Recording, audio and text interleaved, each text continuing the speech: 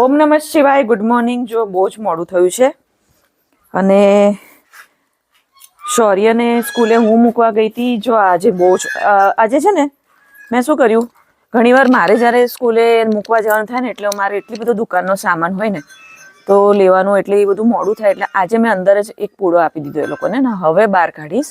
આ નાસ્તો બાકી છે, કુકરની રિંગ, એક્સ્ટ્રા બધી ચમચીઓ, આ બધું લેડીઝને અમે જઈએ ને એટલે એટલું યાદ હોય, કશું ભૂલાય નહીં.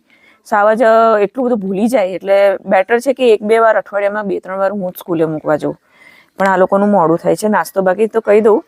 હું શું કહેવાની હતી, બસ એ જ કે મોડું થયું. હા, પેલું ડુંગળી બટાકાનું સ્ટીલનું સ્ટેન્ડ લીધું અને કાલે પેલું છાણા મસ્ત થાપ્યા છે, બતાવું એટલા મસ્ત. આ છે ને ભેજ લાગે નહીં ને એટલે મેં અહીંયા લીધા હતા. અમે જો ટ્રેમાં છે ને જીવાત છે ને વધારે નુકસાન ના કરે ને એટલે મેં જો કેવા મસ્ત આમ છાનકી નાના કર્યા છે, પણ જાડા છે. અત્યારે હું છે ને ઊંધા કરીને પાછા મૂકી દઈશ તડકામાં. હા વિપુલ, હા કર. હાશ હવે બેઠી. અમારા બા કહેતા કે કોઈ દિવસ હાશ એ શબ્દ નહીં વાપરવાનો.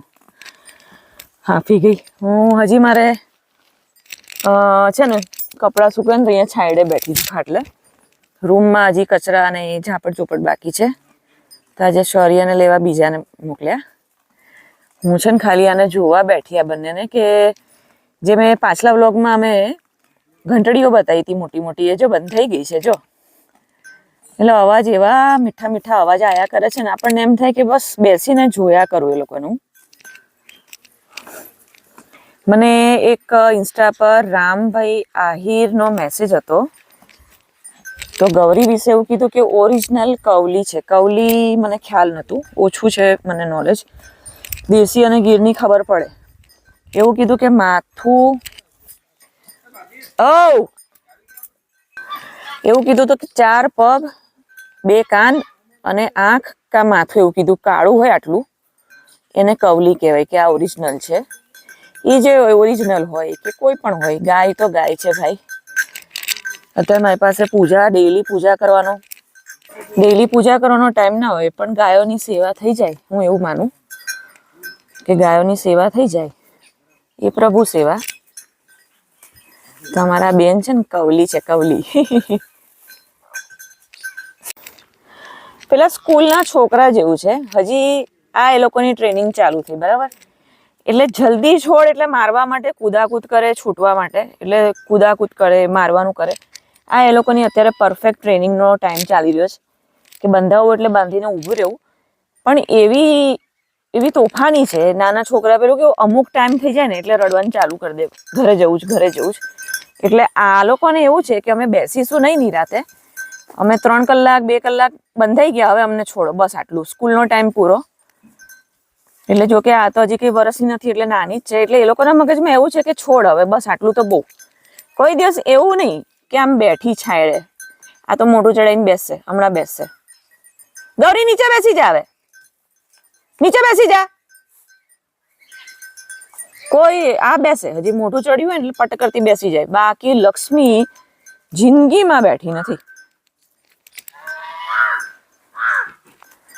અમારા શૌર્યને 12:30 નો ટાઈમ છે, પણ અમે 12 વાગે લઈ આવીએ છીએ.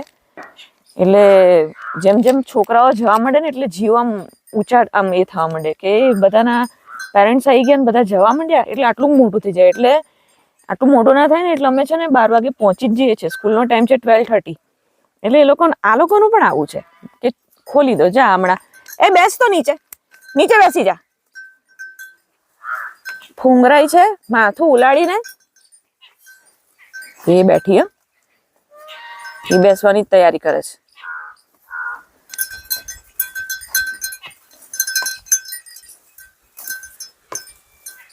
પહેલા તો ગેટ બંધ કરવા જવો પડશે.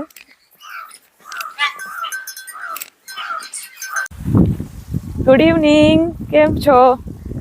બાપરે સવારે એટલી દોડાદોડ. મારે જ્યારે શૌર્યને સ્કૂલ મૂકવાનો વારો હોય ને એટલે મારે સખત દોડાદોડ થઈ જાય છે, કારણ કે એટલા કામ ત્યાં હોય ને એટલા જ ઘરે હોય. આ બાજુ ઈશો ઈશુ ચાલ અહીંયા આવ. જો અમારા ઈશુભાઈ ને હું આંટો મારવા નીકળી છું. ચાલ ચાલ ફટાફટ ફટાફટ ચાલ ચાલ ચાલ ચાલ ચાલ ચાલ ચાલ ચાલ ચાલ. ક્યારામાં એટલી બધી ટીટોળીઓ બેઠી હોય છે ખબર નહીં. અત્યારે તો જો કે નહીં દેખાય દૂરથી. 4-4 5-5 ટીટોળીના પણ એરિયા હોય. બોલો, મેં જોયું છે ઘણીવાર. અમે જ્યારે જમીન જોવા માટે ઈશુ ચાલ આમાય અમે જ્યારે જમીન જોવા માટે ખાંભા કે ગમે ત્યાં આમ જતા હોઈએ તો અમુક એરિયામાં અમે જ્યારે ઉતરીએ ને એટલે ટીટોળી સખત કકડાટ કરે. એવું લાગે કે જાણે એના બચ્ચા હોય, ઈંડા હોય, પણ એવું હોય નહીં, કારણ કે એની સિઝન અલગ હોય. ઉનાળામાં એના બચ્ચા આવશે. પાકું કરણની બર્થડે હતી ત્યારે નાના નાના બચ્ચા હતા અને કરણને શૌર્ય દોડીને પકડતા. દિવસમાં એકવાર શૌર્ય ટીટોળીના બચ્ચા પકડતો ને ત્યારે એને શાંતિ થતી અને પછી પાછા આપી દેતા. એટલે પાકું યાદ છે. એટલે રીસરની એરિયા માટે કકડાટ કરે.